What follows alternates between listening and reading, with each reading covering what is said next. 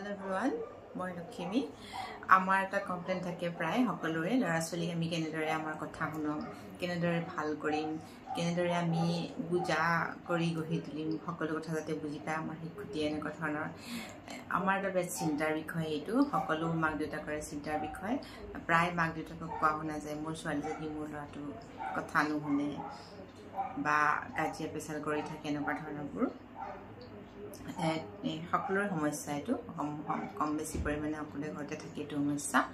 আমি এতিয়া এনেকুৱা ধৰণৰ সমস্যাবোৰ সমাধান কৰিবলৈ যেতিয়া আমি যাওঁ মানে যেতিয়া আমি ইচ্ছা কৰোঁ এইবিলাক সমাধান কৰিবৰ কাৰণে তেতিয়া আমি কিছুমান কথা মন কৰিব লাগে কথাবিলাক মন কৰাৰ আগতে মই এটা সাধু ক'বলৈ লৈছোঁ সাধু মানে এটা কাহিনী এটা আৰু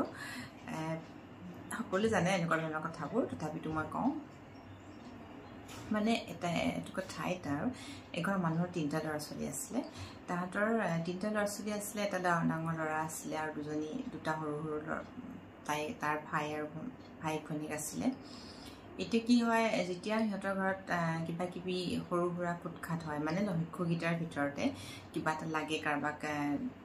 কাজিয়া পেচাল হৈ থাকে ৰিমোটকে লৈ হওক চকলেটকে লৈ হওক গিফ্টকে লৈ হওক তেতিয়া সদায় ডাঙৰ শিশুটিক মাক দেউতাকে কৈছিলে তুমিতো ঘৰৰ ডাঙৰ ন তুমি বুজি পোৱা তুমি দি দিয়া তোমাৰ ভাইটি আৰু ভণ্টিক দি দিয়া তেতিয়া সেই শিশুটি দিবলৈ মন নাছিলে অনিচ্ছা সত্ত্বেও দিবলৈ বাধ্যত পৰি শিশুটিয়ে দিছিলে মানে দিয়ে বস্তুবিলাক মন নাযায় তথাপিতো দিয়ে আৰু তেনেকৈ ডেইলি তেওঁ শুনিবলৈ পায় সেইটো কথা কাজিয়া লাগিলেও কোৱা যায় যে তুমি ডাঙৰ নহয় তুমি মনে মনে থাকা তুমি সিহঁতক বুজোৱাচোন তুমিতো ডাঙৰ ন তুমিতো বুজি পোৱা ন এনেকুৱা ধৰণৰ তুমিতো এতিয়া দায়িত্ব মানে তোমাৰ দায়িত্ব আছে তুমি ঘৰৰ ডাঙৰ তুমি তোমাৰ ভাইটি ভণ্টিসকলক বুজাব লাগে লাহে লাহে শিশুটি এনেকুৱা ধৰণৰ কথাবোৰ শুনি পাৰ্গত হৈ পৰিছিলে এনেকুৱা ধৰণৰ কামবোৰত তেওঁৰ মন নগৈছিলে যদিও তেওঁ ডেইলি এইটো শব্দ শুনিবলৈ শুনিব পাইছিলে ঘৰৰ মানুহৰ পৰা তুমিতো বুজি পোৱা ন তুমিতো ডাঙৰ ন তুমি চব জানা এনেকুৱা ধৰণৰ কথাবোৰ লাহে লাহে শিশুটিয়ে এনেকুৱা ধৰণৰ কথাবোৰ শুনি তাৰ মানে মনটোত এইটো ভৰি পৰিছিলে যে মই ভাল ল'ৰা মই চব বুজি পাওঁ আৰু এনেকৈ কি হৈছিলে চলি গৈ আছিলে আৰু এটা সময়ত শিশুটি ডাঙৰ হৈ গ'ল ডাঙৰ হোৱাৰ লগে লগে যেতিয়া সৰুৰ পৰা তাক এনেকুৱা ধৰণে মাক দেউতাকে কৈ কৰি পেলালে নহয় সি সঁচাকৈ এজন বুজিব পৰা মানুহ হৈ পৰিলে সকলো কথা তেওঁ বুজি পায় ভাই ভনীয়েকক কেয়াৰ ল'ব পাৰে দায়িত্বশীল ব্যক্তি হৈ পৰিলে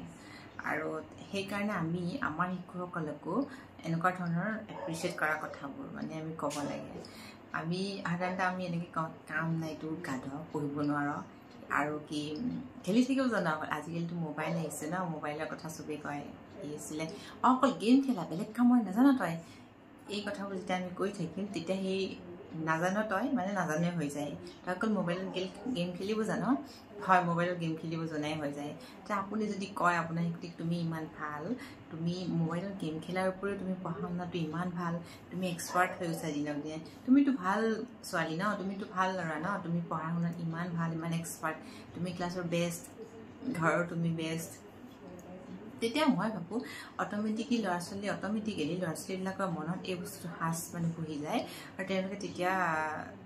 এনেকুৱা হৈ যায় মানে অট'মেটিক তেওঁলোকে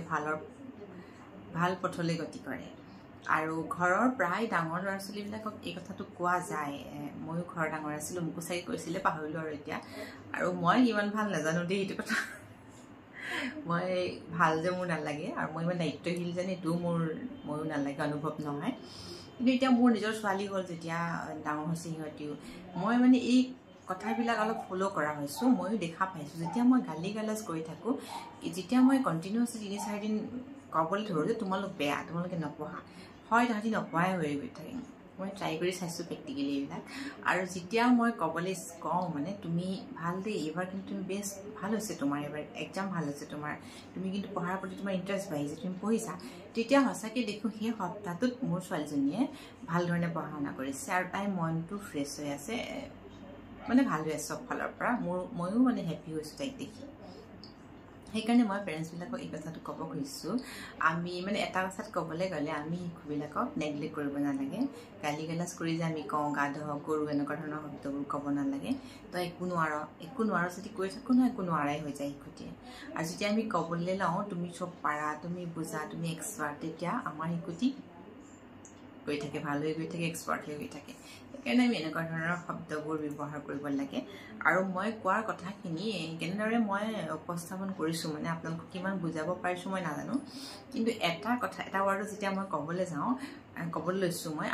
আমি সকলো আমাৰ শিশুবিলাকক, সৰু ল'ৰা ছোৱালীবিলাকক, ডাঙৰকো তেনেকৈ যদি কওঁ ভালদৰে চবেই ভাল পায়। আমি যদি কওঁ যে তুমি ভাল হৈছে তুমিতো ডাঙৰ ছোৱালী,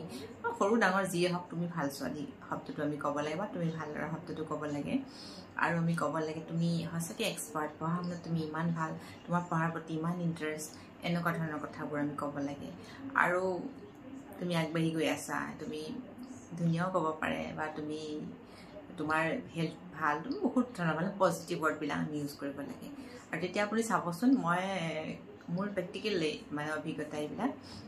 সেইকাৰণে মই আপোনালোকক কওঁ বুলি ভাবিলোঁ। বেছি নালাগে, আপুনি 1 উইক, 1 মাহ আপুনি এনেকুৱা ধৰণৰ কথাবোৰ ট্ৰাই কৰি চাওকচোন ঘৰতে, অবজাৰ্ভ কৰক। তাৰপিছত আপোনাৰ শিশুটিক অবজাৰ্ভ কৰক,